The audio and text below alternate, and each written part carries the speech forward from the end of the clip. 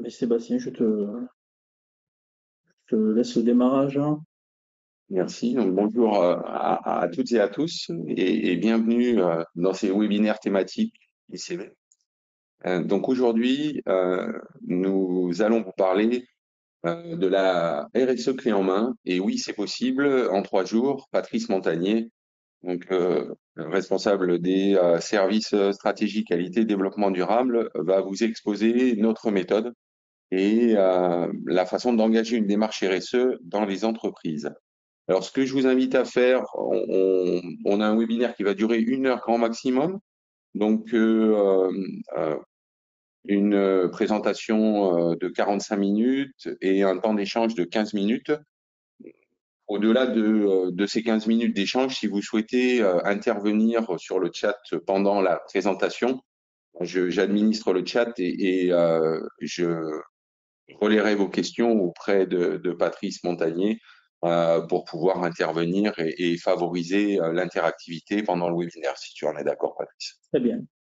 Allez, mais Donc, on est entre parti. nous, comment c'est possible en 3 jours Allez. la RSE dans les entreprises vitivinicoles? Alors, l'objectif de ce webinaire, comme vous l'a dit Sébastien, c'est de pouvoir, en 45 minutes, hein, vous expliquer assez rapidement le contexte qui est lié à la RSE et à la filière, et de voir de quelle manière on a eu cette idée de proposer un service RSE dit clé en main, parce qu'on n'est pas à notre première offre de service que l'on appelle clé en main, hein. On l'a fait pour d'autres offres de services, offres de services pardon, qui s'appellent HACCP ou HVE. Voilà. Et donc, on a pour objectif aujourd'hui de vous rassurer, hein, espérons-le, en vous expliquant que la RSE, tout le monde peut en faire. Il faut juste avoir envie de se lancer. Voilà. Et donc, on répondra à toutes vos questions. Alors, préalablement, Patrice, est-ce que tu peux déjà bien définir, parce que c'est important pour le public, et puis normaliser un peu ce acronyme de RSE. Qu'est-ce que Oui, ça signifie? oui, on a été interviewé notamment sur cette notion que veut dire RSE, puisqu'on emploie maintenant à tour de bras des acronymes. Donc, la RSE, c'est la responsabilité sociale et sociétale des entreprises. Voilà, c'est un terme qui est apparu dans les années 2010 avec un nouveau référentiel ISO 26000, hein, donc ça c'est le côté normatif, mais la RSE existait bien avant avec la terminologie du développement durable. Voilà, donc la RSE finalement c'est comment une entreprise s'engage dans la durée pour mettre en place une démarche de développement durable. C'est pour ça que vous avez sur la slide la présentation de ce qu'est le développement durable avec bien évidemment les interdépendances sur les thématiques économiques, sociales, environnementales qui vont donner des éléments sur le côté équitable, vivable et viable pour aller vers le durable. Donc, c'est une démarche qui s'inscrit dans la durée. Cette démarche-là, vous avez un interlocuteur qui s'appelle André Serré, qui est le directeur général des vignobles d'Ombrial et président de l'Union des œnologues d'Occitanie, qui vous a fait un peu, on leur a demandé de faire un peu un speech pour cette entreprise et pour cette personne.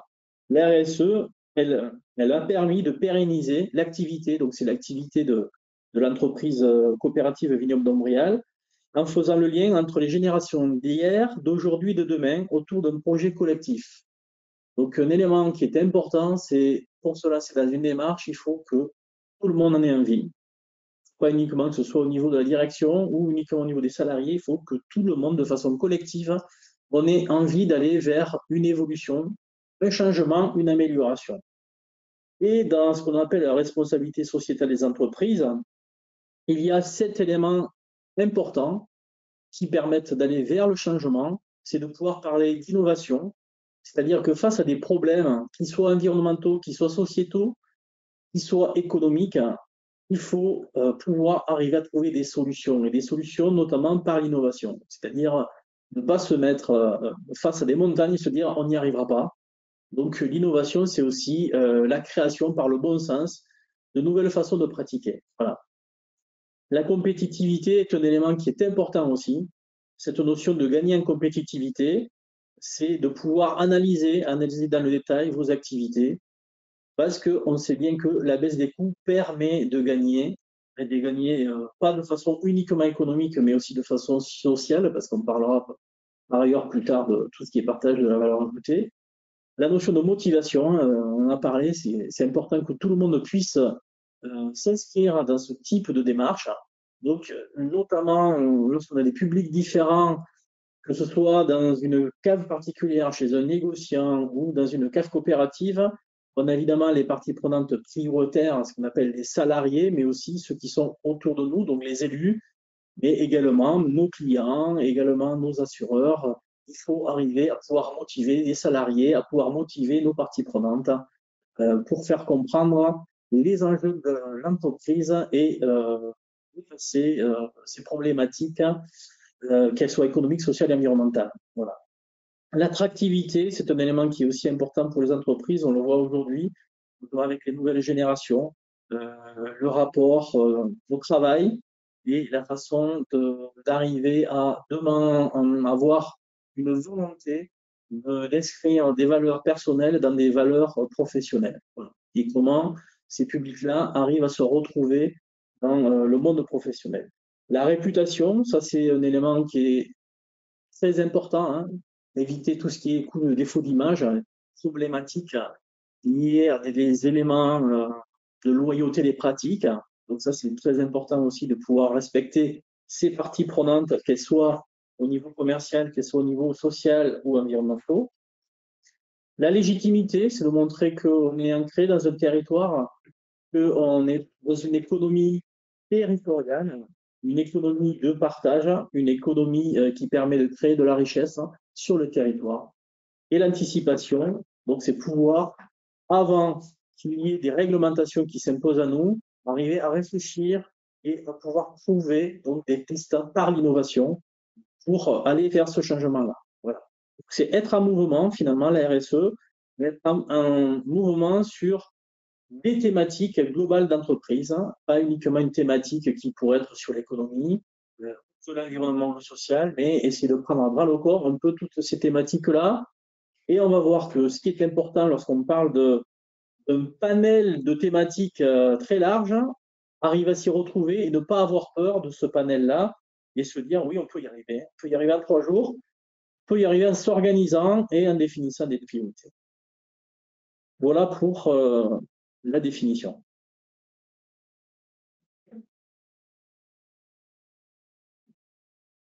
Donc, l'offre RSE, puisque c'est ce dont on va vous parler aujourd'hui, on souhaite aujourd'hui qu'elle soit adaptée aux petites entreprises. l'ICV a démarré son offre de service depuis déjà pas mal de temps, hein, depuis 2007, hein, notamment à travers une démarche qui s'appelait Cap Développement Durable, qui était la première démarche de développement durable en France sur la filière vitivinicole, avec plus d'une douzaine d'entreprises qui au départ étaient surtout des entreprises coopératives, et au fur et à mesure, on a pu toucher d'autres types d'entreprises, entreprises privées, mais on a toujours eu du mal.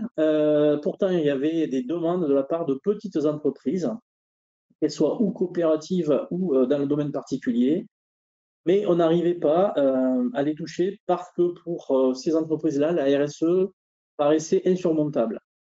Donc, notre objectif, vu que pendant plusieurs années, on n'est pas arrivé à pouvoir le proposer, et que notre conseil d'administration, puisque nous sommes une coopérative, a souhaité que nous puissions aussi investiguer ce sujet-là pour que la plupart de la filière puisse pouvoir lancer les démarches RSE, c'était comment arriver à construire une démarche qui soit acceptable par les entreprises. Voilà. Donc cette démarche, l'innovation pour nous, ça a été de la co-construire. Donc ne pas être seul des experts autour de la table et de construire une démarche tout seul, mais de demander l'avis de petites entreprises qu'on a questionnées. Donc sur 2023, on a pris le temps de questionner, on a eu une trentaine d'entreprises pour définir avec elles finalement quels étaient leurs freins. Et les freins, c'était un manque de temps, un manque de connaissances, peur de mal faire parce que beaucoup de choses, et comment être guidé et en même temps que ça ne prenne pas non plus le dessus sur le quotidien et du coup déstabiliser le fonctionnement de l'entreprise. Donc, Patrice, comme tu parles de petites entreprises, tu prenais l'exemple de Dombrial. Dombrial, c'est pas une petite entreprise. Et aujourd'hui, quelle est la cible des petites entreprises?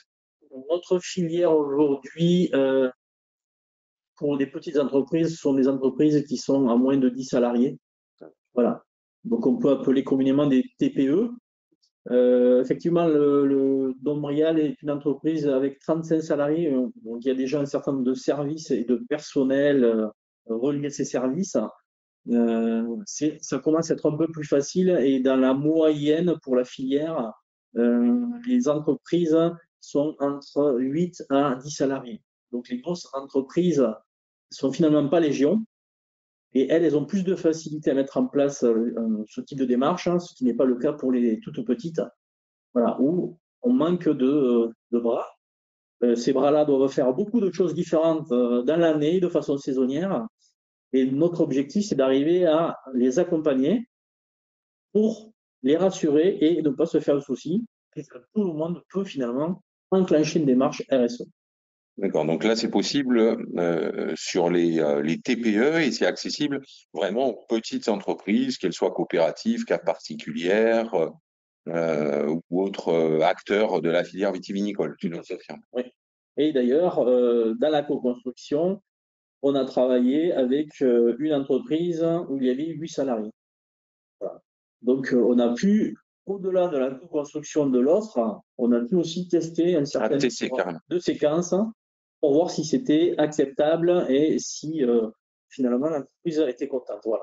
Donc c'est avéré et c'était avéré. Réalisé déjà avec des TPE. Voilà. Et on a fait ça donc en 2023, sur l'année 2023.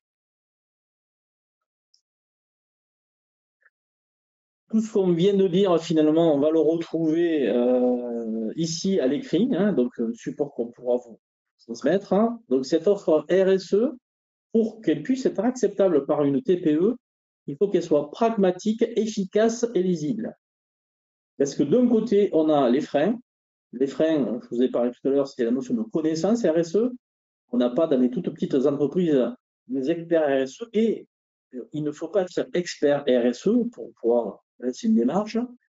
Les moyens humains, on n'a pas forcément une personne qui peut s'occuper de ça à temps plein ou même à mi-temps, le temps y consacré, voilà. Et surtout cette lisibilité de qu'est-ce que apporte une démarche et quel est ce retour sur investissement. Et à chaque question, à chaque remarque, on a essayé du coup d'apporter une réponse. Comme l'idée, c'est TPE dans c'est quoi la RSE, expliquer de façon simple et pragmatique ce qu'est la RSE, voilà, sans aller sur des grands concepts, de les aider en les accompagnant pour s'inscrire dans l'action, donc de façon assez efficace, d'aller dans l'action assez rapidement, voilà, pour avoir des résultats, optimiser évidemment la durée. Donc pour cela, ne pas faire des journées et des journées d'accompagnement, surtout pas. Être plus là en accompagnement au quotidien et répondre aux questions, donc être disponible. Donc on est plutôt sur, alors on va pas appeler ça du coaching, mais ça n'est un peu quand même, c'est pouvoir répondre aux questions au téléphone, pouvoir faire des petites réunions d'un quart d'heure, 10 minutes en fonction des questions et mettre l'avancée régulière. Et surtout, avoir en tête à chaque action mise en place, arriver à la valoriser. Valoriser l'entreprise par la communication. Donc, c'est pouvoir de façon régulière construire aussi nos communications à travers les actions mises en œuvre. Donc ça, c'était voilà, en fonction des freins qui nous ont été remontés avec ces 30 entreprises, répondre à leurs demandes. Pour ça, dans ce concept en 2023 sur la création de cette offre, nous avons dû réfléchir au format. Et ce format-là, on l'a plutôt appelé un format de formation-action. C'est-à-dire qu'on n'est pas là autour de la table pour qu'il y ait un sachant qui vienne raconter toute son expertise, mais plutôt mettre à disposition l'expertise à travers des exercices d'intelligence collective. Donc, c'est-à-dire réfléchir ensemble à vos pratiques et à vos enjeux. Voilà. Et cela doit permettre de pouvoir déboucher à des actions prioritaires à mettre en œuvre. Donc, passer à l'action. Et ce passer à l'action est évidemment synonyme d'un soutien par nos services avec des livrables, des éléments qui sont un peu prêts à l'emploi, qui sont évidemment personnalisés, mais qui permettent de ne pas partir d'une feuille blanche et de dire, voilà, sur cette thématique-là, si vous voulez aborder ce type de questions, il y a plusieurs scénarios. On vous présente déjà à travers nos connaissances, notre expertise que l'on a depuis 2007, ce qu'on a pu mettre en place ailleurs, et ça permet d'aller réfléchir plus rapidement et de passer à l'action. Donc pour ça, il faut bien évidemment définir ce qu'on appelle des enjeux prioritaires. On ne peut pas tout traiter, bien évidemment, en 3 jours. Donc on se lance dans la démarche. C'est à la carte, c'est vous qui allez définir à travers tous les éléments RSE qu'on pourra vous présenter ce qui vous touche aujourd'hui. Donc, ce n'est pas l'expert qui va vous dire ce que vous devez faire. C'est avec vous, on est là pour écouter votre besoin et que vous puissiez choisir les enjeux qui vous touchent aujourd'hui, qui sont prioritaires pour votre structure. Vous voyez, il y en a 24, donc vous en choisirez 5, un peu comme le top 5. Et après, définir avec vous de quelle manière on va pouvoir travailler avec vous, c'est-à-dire une notion de planification qui va apporter ces actions-là, de quelle manière on va pouvoir les développer. Donc, on est sur quelque chose qui est, à travers de l'existant, arrivé à répondre à votre demande et avec vos possibilités. Donc, on s'adapte vraiment complètement. C'est une offre qui s'adapte complètement à chaque structure en partant d'un élément qui est évidemment commun, puisqu'on est quand même spécialisé, nous, sur la filière vin, ICV, Institut coopératif du vin. Nous travaillons que dans la filière vin. Est-ce qu'à ce stade, il y a des questions ou pas encore? Non, pas de questions. Je peux continuer. Alors, moi, j'en ai peut-être une. Tu parles de formation. Est-ce que ça veut dire que c'est éligible au fonds de formation, ces accompagnements? Tout à fait. Donc, ce type de formation qui sont dans de l'action où on amène des informations à travers de l'expertise et en même temps, on fait réfléchir, sont pris en charge par des fonds de formation type OCAPIAT, type IVEA. Voilà, donc ce n'est pas juste un sachant, comme je vous dis, qui vient délivrer. Et le fait de pouvoir avoir des séquences où on apporte de l'information, des connaissances et en même temps on réfléchit et on arrive à définir des actions et un plan d'action, c'est quelque chose qui est pris en charge par les organismes collecteurs de fonds. D'accord. Voilà. Donc ça veut dire que ce sont les entreprises qui choisissent les enjeux prioritaires et c'est finançable. Exactement. Donc ça veut dire qu'il y aura une convention de formation qui sera spécifique à chaque fois qu'une entreprise souhaite mettre en place une démarche. Voilà, ce n'est pas une convention, on va dire, générale, c'est une convention qui sera spécifique à chaque fois, à chaque structure. Ok, merci. Pour poursuivre, puisqu'on parle depuis tout à l'heure de RSE, et dans la RSE, on voit qu'il y a la notion d'environnement, de social et économique, il faut savoir que dans cette découverte que l'on fera avec vous dans la mise en place de ce type de démarche RSE clé en main, on aura, vous voyez, tout un panel d'éléments qu'on a classés sous un format de 4 familles, c'est-à-dire on n'a pas uniquement retenu l'environnement, le social et l'économique. On a rajouté une famille qui est très importante, c'est de quelle manière l'entreprise est gouvernée et de quelle manière on partage avec les différentes parties prenantes le fonctionnement de cette entreprise-là. Donc, vous avez de façon assez détaillée les thématiques qui peuvent être abordées pour ces 4 familles d'enjeux RSE, gouvernance économique, sociale et environnement, je rappelle. Si par exemple, je prends la gouvernance, vous pourrez aborder des thématiques de type de quelle manière ma structure est gouvernée et prend des décisions. Donc, que ce soit une coopérative, que ce soit une entreprise privée, une carte particulière, avec ses actionnaires, d'accord. De quelle manière cette entreprise dialogue avec ses parties prenantes qui seront des coopérateurs, si c'est une coopérative, des salariés, des actionnaires, mais également ça peut être les fournisseurs, les clients, d'accord.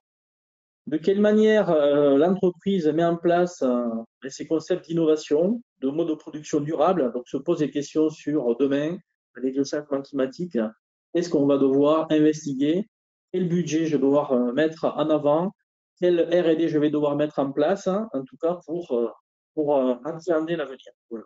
Bon, mais elle va pas traiter tout ça. Elle va choisir Tout à fait. ce qu'elle considère comme prioritaire. Exactement, voilà. Ouais. Là, on a un peu le panel de toute l'offre qui est disponible et sur lequel, sur une première demi-journée, on réfléchit avec l'entreprise pour se dire, voilà, bien évidemment, tout ça, on ne peut pas traiter tout ça en 3 jours, on va en traiter de 5 et il va falloir faire des choix.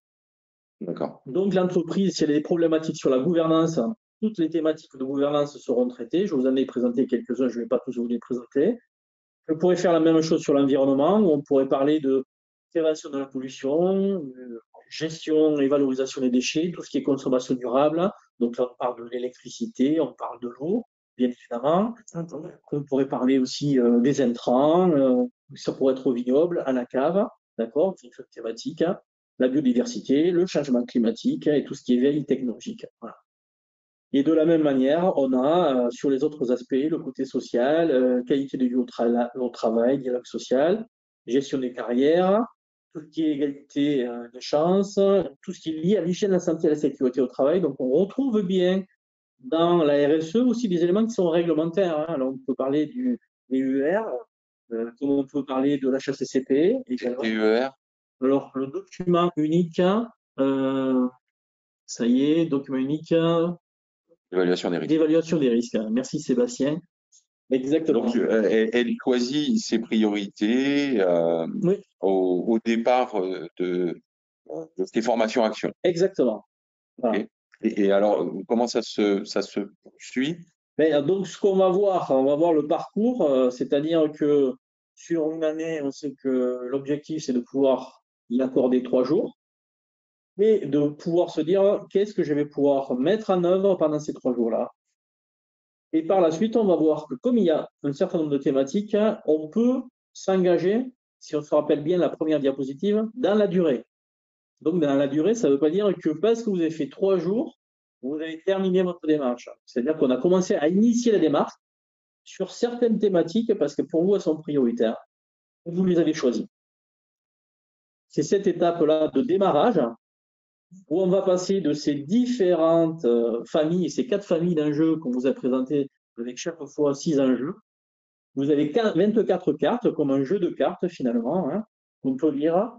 On va travailler avec vous en intelligence collective à travers des exercices où on va pouvoir arriver avec vous faire décider de 5 enjeux prioritaires. Donc, vous allez les choisir en connaissance de tout ce qu'il pouvait y avoir et de vos priorités. Donc, on veut vous faire comprendre qu'il faut prioriser des axes d'amélioration. C'est vraiment la première démarche. On ne peut pas tout faire, on le sait. On choisit, c'est prioritaire, c'est engageant, et on va travailler sur ces éléments-là. Ça va permettre par la suite, sur ces enjeux, nous, de vous amener de la méthode. Hein. On parlait de livrables. Donc, de livrables, ça peut être, si c'est sur des enjeux d'économie d'énergie, c'est pouvoir faire l'analyse avec vous de vos consommations.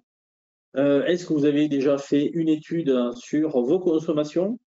Nous avons notamment réalisé avec des entreprises coopératives et des particuliers des diagnostics énergétiques. Donc, nous avons connaissance des grosses masses là où on consomme le plus d'énergie et des pistes d'amélioration, on va dire, globales existantes, ce qui permet déjà, dans un premier temps, de se faire une idée des éléments qui peuvent être réduits et des actions à mettre en œuvre. Voilà. Donc, très rapidement, ça permet d'être dans l'action et pas d'attendre 1 an, 2 ans ou 3 ans pour passer à l'action. Voilà. Donc, ce que l'on souhaite avec vous, c'est vous arriver très rapidement à mettre en œuvre des actions. Savoir organiser, planifier et être dans l'action.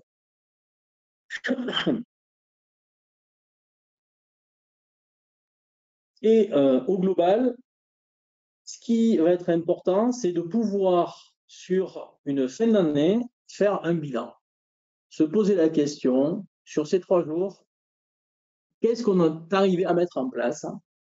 Est-ce que vous êtes satisfait, donc à travers ce qu'on appelle des indicateurs, hein, KPI en anglais, mais indicateurs, globalement, sur ces 5 enjeux, où est-ce qu'on en est? Est-ce qu'on est arrivé à les terminer, ces enjeux-là? Qu'est-ce qu'il faut? Voilà, il faut savoir se questionner, c'est bien marqué sur la diapositive, hein, pour améliorer sa démarche. Où est-ce qu'on en est? Est-ce qu'on veut continuer sur cette action-là? Est-ce que pour nous, l'action est soldée? Et du coup, se poser les questions sur peut-être d'autres éléments, travailler, parce que quand on commence à se poser des questions et évaluer les thématiques prioritaires, du moment que certaines sont traitées, on peut commencer à faire remonter d'autres actions qui paraissaient secondaires et qui commencent à devenir un peu plus prioritaires. Donc ça, c'est au terme d'une année Oui. et des 3 journées de formation-action. Exactement. Là, ce qu'on souhaite, c'est que vous puissiez prendre du recul sur ce qui a été fait, sur la satisfaction du travail accompli, sur les efforts à poursuivre pour certaines actions, pour avancer un peu plus dans notre démarche. Voilà. D'accord. Et avoir mesuré, mis en place des indicateurs, c'est ça les KPI. C'est ça. Donc, c'est-à-dire que quand on met en place des actions, ce qu'on souhaite, c'est arriver à mesurer l'avancement. Il faut qu'on puisse, alors ça peut être des fois des indicateurs quantitatifs, hein, sur de la consommation d'énergie, par exemple. Ça peut être sur du qualitatif aussi, sur la mise en place d'actions. Si on parle de réclamation client, est-ce qu'aujourd'hui on recense les réclamations alors qu'avant on ne les recensait pas, par exemple, hein. Suivant les priorités. Suivant les priorités, voilà. Vas-y. Exactement. Donc, au global, on l'a gardé un peu pour la fin, ce dispositif, parce que l'écran est un peu plus complet. Mais vous allez retrouver ce dont je viens de vous parler, hein, les différents éléments. Donc là, vous avez les 24 enjeux RSE découpés sur ces familles-là, avec un objectif, c'est vous aider dans un premier temps à comprendre ce que vous avez besoin, à choisir vos enjeux prioritaires pour pouvoir les déployer. Donc la formation et le questionnement commencent à cet endroit-là, avec pour objectif de définir comment on va les déployer, c'est-à-dire qui va les déployer, de quelle manière, quels objectifs on va se fixer. On commence à se fixer les objectifs là, parce qu'après on est dans l'action. Et donc, pendant l'année, on est dans l'action sur ces 5 enjeux qui ont été choisis. Et on sait qu'au final, parce qu'on a défini les règles du jeu, à la fin de l'année, on va faire un point. On va mesurer les résultats sur ces 5 actions prioritaires pour définir si on y est arrivé ou si on doit encore continuer parce que peut-être il nous faut un peu plus de temps. Voilà. Il y a un certain nombre d'aléas qui arrivent dans l'année, donc l'objectif, c'est prendre en compte la vie de l'entreprise. On n'est pas là, ce n'est pas une démarche où on est là pour sanctionner, pas du tout. C'est une démarche qui est volontaire.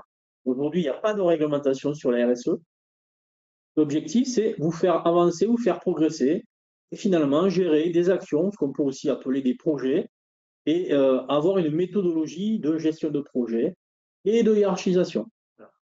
Donc, sans que vous soyez des spécialistes de la RSE, de l'ISO 26000, de toutes ces normes-là. Ce n'est pas l'objectif. L'objectif, il est plutôt de vous aider à comprendre finalement quels sont ces enjeux RSE et comment vous pouvez y contribuer au fur et à mesure. Cet élément, cette boucle qu'on pourrait appeler la boucle de la qualité, hein, au cours de Deming, vous voyez qu'on en a fait une un peu plus loin parce que une entreprise qui commence à initier une démarche RSE, au fur et à mesure, après un bilan, la plupart du temps, hein, je dis bien la plupart du temps, hein, cette entreprise va vouloir continuer et donc passer à l'étape 4 qui est aller vers de l'amélioration, donc définir, pourquoi pas, 5 nouveaux enjeux, si les 5 premiers enjeux prioritaires ont été traités, et pouvoir, au fur et à mesure, tous sur ces 24 enjeux-là, commencer à les investiguer et mettre en place des actions et poursuivre la démarche en amélioration. Et donc, ce type de démarche peut durer sur 2, 3, 4 ans, toujours sur un même dispositif financé par de la formation, parce que chaque fois, le cycle de formation n'est pas le même, puisqu'on aborde des thématiques différentes, en fait. Voilà. Donc, on apporte de la compétence sur des thématiques qui au début étaient peut-être environnementales, qui après sont un peu plus sociales ou économiques, ou un peu l'une et l'autre, en fonction de ce que vous allez choisir. Donc le premier cycle, il est sur 3 jours, c'est une année. Et au fur et à mesure, les autres cycles, on ne pousse pas la consommation, on n'est pas là pour dire après il faut passer sur 4, 5 jours ou 7 jours. On est là pour vous accompagner. Donc on pressent que sur 3 jours, c'est possible dans une entreprise, sachant que les façons de fonctionner, comme je vous l'ai dit, vont se faire plutôt sur des demi-journées et pas des journées entières. On est plutôt là pour vous accompagner, donc sur plutôt 6 demi-journées que 3 journées qui seront réparties sur l'année. Évidemment, pas aux périodes fortes, type pas pendant les vendanges, donc à définir avec vous au moment opportun. Donc, c'est comme ça qu'on enclenche une démarche d'amélioration continue. Voilà, tout à fait. Et ça, c'est ce qui est commun, même dans les grandes entreprises, qui, elles, ont peut-être plus de moyens et accordent plus de jours et plus de personnel.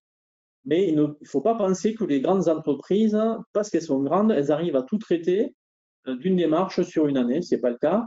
Elles ont plusieurs années pour pouvoir se mettre en conformité dans certains cas avec la réglementation, aller au-delà de la réglementation sur les thématiques. Et elles doivent, elles aussi, définir des priorités puisqu'elles ne peuvent pas forcément traiter de tout le temps. Voilà, donc on est à choisir et choisir des pistes d'amélioration et faire avancer les parties prenantes sur ces projets.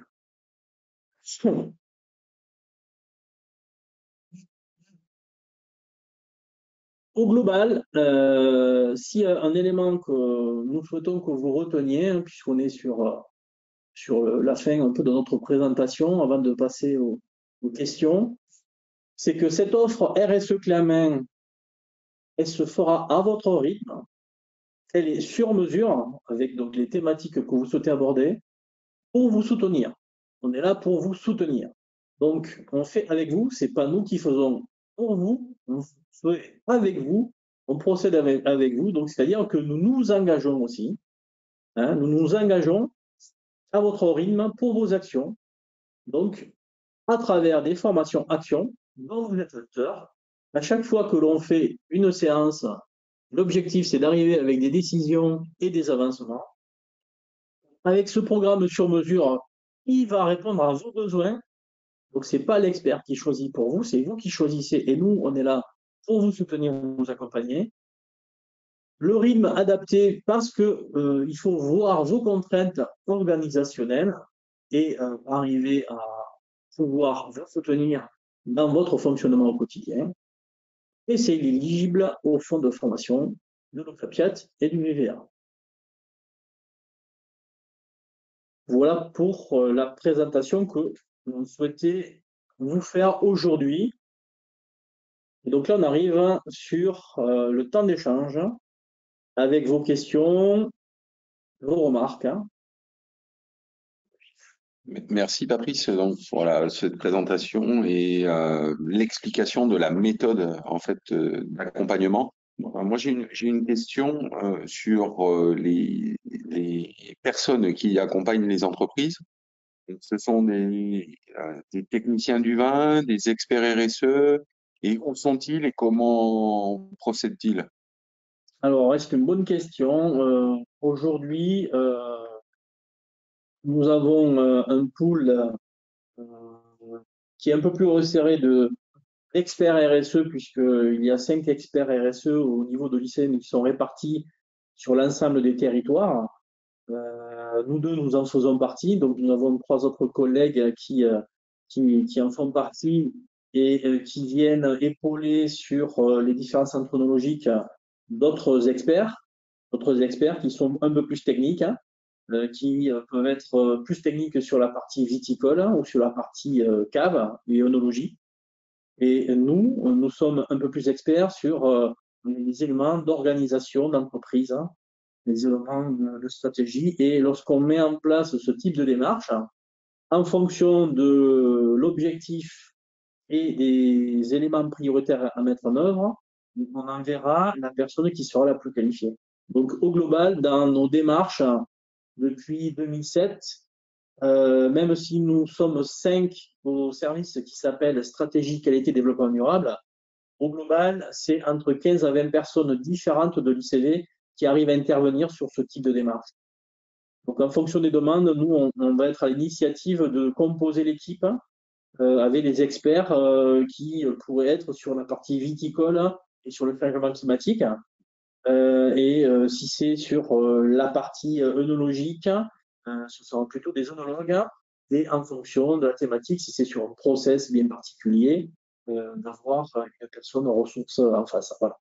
Donc, il ne faut pas penser que c'est uniquement un seul expert qui connaît tout et qui vient en tant que sachant vous dire des choses, mais donc on va chercher la personne qui va correspondre à votre besoin.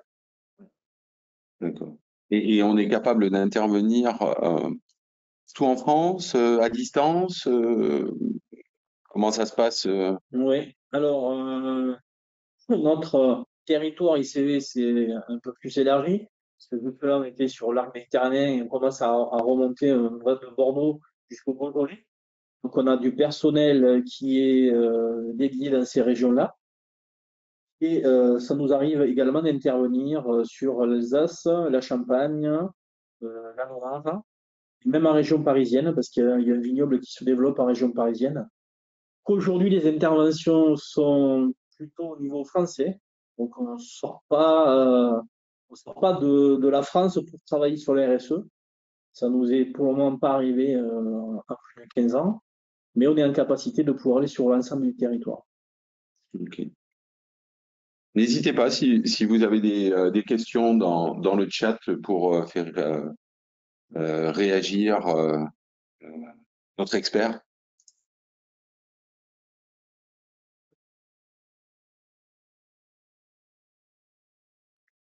Alors moi j'ai encore une question. Ces démarches RSE, est-ce qu'elles conduisent systématiquement vers une labellisation? Alors, c'est pas l'objectif de cette démarche, puisque c'est un peu une démarche, certains auraient pu l'appeler, on nous a dit pourquoi vous ne voulez pas appeler starter, puisque c'est aussi une démarche de démarrage. Mais il faut quand même bien prendre en compte le fait que si cette démarche de démarrage sur 3 jours commence à se refaire sur les années suivantes, c'est-à-dire sur 3, 4 à 5 ans, on est en capacité, oui, d'accompagner au fur et à mesure les entreprises pour atteindre une labellisation. Des labellisations RSE, il y en a plusieurs.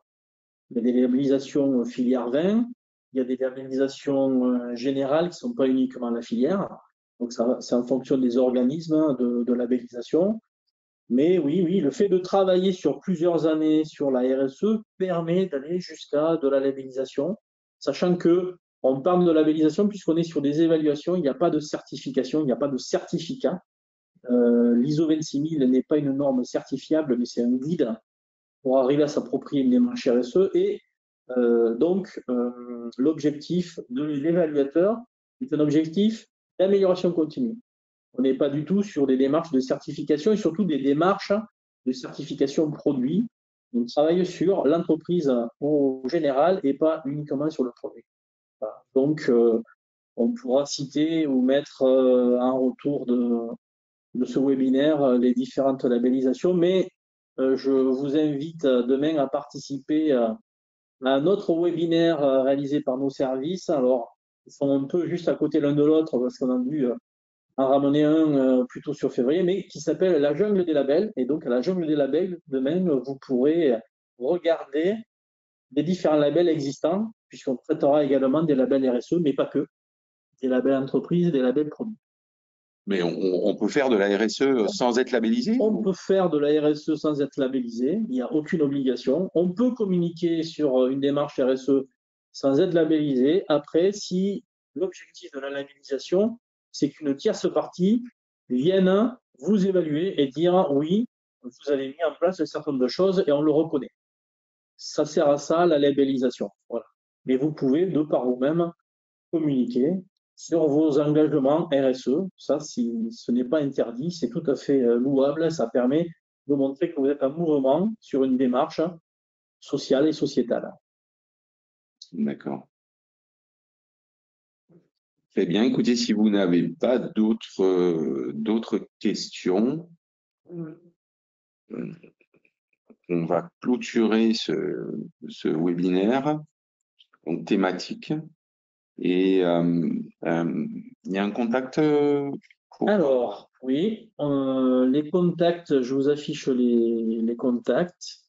Donc, au sein de l'ICV, dans les référents produits en termes d'experts, nous avons mis nos deux noms, donc Patrice Montagnier, vous avez les coordonnées et Sébastien Arjoux. Mais il faut savoir que cette offre-là, qui est en lancement, puisque c'est le premier webinaire, la première présentation, donc vous êtes les premiers à avoir eu cette information sur cette démarche RSE clé en main, est en train d'être déployée dans tous nos centres et tous nos œnologues et consultants sont en train d'avoir l'information pour aussi nous aider, pouvoir démocratiser la RSE, puisque c'est cet objectif ambitieux pour nous qui nous a été donné par notre conseil d'administration, c'est arriver à pouvoir proposer une démarche qui amène, vous voyez sur le support, clé en main avec tout un tas d'éléments, à toute petite entreprise, toute TPE de moins de 10 salariés pour démarrer, engager et s'engager dans la RSE de façon pragmatique, de façon simple, efficace et dans la durée. Voilà, donc vous avez toutes les coordonnées. Merci Patrice, merci à toutes et à tous pour votre participation.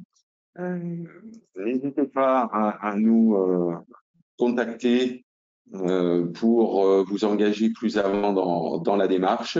Et puis, rendez-vous si vous le souhaitez dès demain sur un prochain webinaire thématique de l'ICV sur la jungle des labels. Merci à tous, bonne journée et à bientôt. Au revoir.